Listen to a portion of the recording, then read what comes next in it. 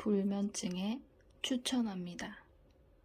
삼국유사, 아라비안 나이트 또는 천일야화, 선과 모터사이클 관리술. 신문의 건강 섹션에서 주기적으로 볼 수 있는 기사 중 하나가 불면증을 예방하는 생활 습관이다. 잠자리에서 스마트폰을 보지 말 것, 과음, 과식하지 말 것, 저녁 식사 이후 카페인 섭취를 금할 것, 수면제를 장기간 복용하지 말 것 등이 대표적인 금지 조항이다.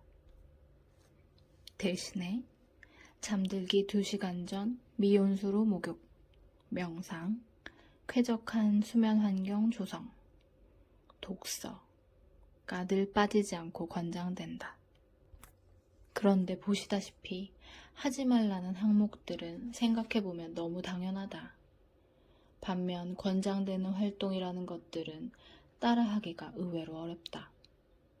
집에 욕조가 있거나 불면증 치료를 위한 명상 등의 이완요법은 그냥 ASMR 틀어놓고 심호흡하라는 게 아니고 전문가의 도움에 따라 적어도 2주에서 한 달까지 훈련이 필요한 요법이란다. 그리고 조용하고 어둡고 적정 온도와 습도가 유지되는 아늑한 침실이라니 상상만 해도 졸음이 쏟아지지만 이건 돈이 많이 든다. 그리고 늦은 오후 규칙적인 운동은 보통의 직장인 중에 누가 할 수 있을까? 이래저래 남는 건 독서뿐이다. 독서를 권하는 이유는 잠이 오지 않으면 잠자리에서 벗어나라는 기본 원칙에 입각한다. 불면증의 역설은 자려고 억지로 애쓸수록 더욱 각성된다는 말이다. 그러니 조용히 정신활동을 하면서 잠이 오길 기다리라는 것이다. 독서는 뇌를 사용해 에너지를 소모함으로써 숙면을 유도하고 자야 한다는 강박으로부터 주의를 돌리게 한다. 누구나 할 수 있고 돈도 거의 안 들고 처방전도 필요 없다. 불면증에 좋은 책으로 아라비안 나이트를 추천하는 이유는 분량이 많아서다.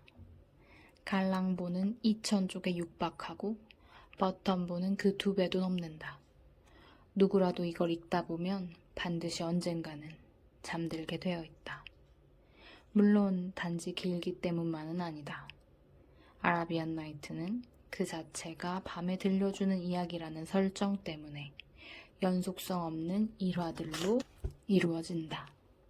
잡념에 빠지지 않고 읽어나갈 수 있을 만큼은 흥미롭되 언제든 내려놓고 잠자리로 가도 아쉽지는 않을 정도다. 그래도 버턴보는 주의할 필요가 있다. 야밤에 잠도 안 오는데 혼자 음란마귀에 씌이면 큰일이니까. 열려라 잠깨가 없는 것도 단점이고. 삼국유사는 실증적 역사서라기보다는 흥미진진한 민담 전설 모음집에 가깝다. 전체 구성은 5권 9편인데 연대기적 역사서술은 5분의 2가량이고 나머지는 불교의 전파 과정에서 일어난 사건, 사찰이나 불탑의 유래, 승려들의 행적뿐 아니라 귀신과 주술과 보온에 관한 신비로운 이야기들이다. 저자 일련이 고려시대 승려였고 불교가 신라와 고려의 국교였던 만큼 책의 전반에 흐르는 불교적 세계관은 시대의 산물이겠다. 그중 인상적인 에피소드 2가지만 소개해보자. 먼저 신라의 삼국통일에 결정적 기여를 한 김유신 이야기. 삼국유사에 따르면 김유신은 전생의 고구려의 점쟁이 추남이었다. 나라에 흉조가 자꾸 생기자 왕이 추남을 불러 물어봤는데 왕비가 바람을 피우고 있어서 라는 불쾌한 답을 한다. 왕은 추남의 신통력을 테스트하겠다며 상자에 쥐 1마리를 넣고 여기에 뭐가 들었는지 맞춰보라 한다. 추남은 쥐가 8마리라 하고 왕은 틀렸다며 추남을 죽인다. 이때 그는 내 다음 생엔 고구려를 멸망시킬 장군으로 태어나겠다는 맹세를 남긴다. 그리고 쥐의 뱃속에는 새끼 7마리가 들어있었다는 불교의 윤회사 사상이 반영된 설화가 신선하게 다가온다.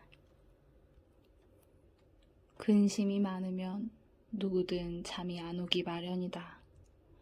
그럼에도 골칫거리를 싹 해결하면 잠이 잘 올까? 그렇지도 않다. 당장의 문제가 사라지면 다른 문제가 생겨나기 마련이고 걱정도 습관이기 때문이다. 불면증 치료에서 가장 우선시하는 것이 걱정 금지다. 많은 사람들이 자려고 누워서는 이런저런 계획을 세우는데 이것 또한 걱정하는 습관의 능동적 버전이라고 본다. 또 불면증에 대한 지나친 두려움도 불면증을 악화시킨다. 이러다간 수면 부족으로 내일 하루도 망칠 거라고 걱정하느라 잠을 못 잔다고. 선과 모터사이클 관리술은 수면장애까지는 아니어도 심란하거나 마음이 들떠 잠이 안 올 때 읽으면 좋다.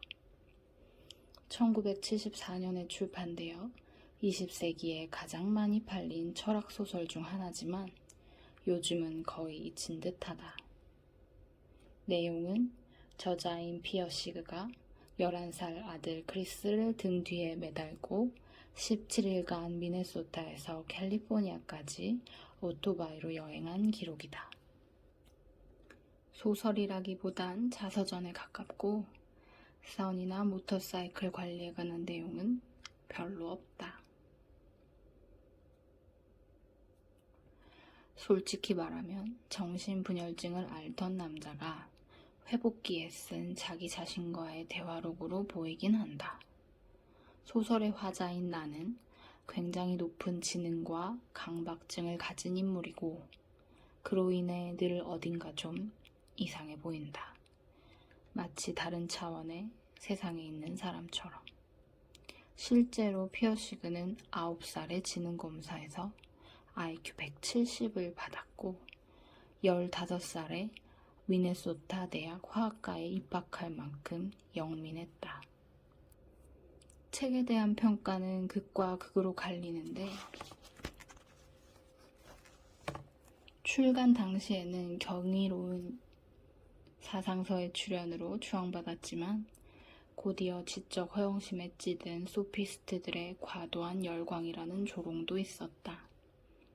읽기 쉬운 책은 아니라는 것이 중론인데 그것조차 왜곡된 후광의 일종일 수 있다.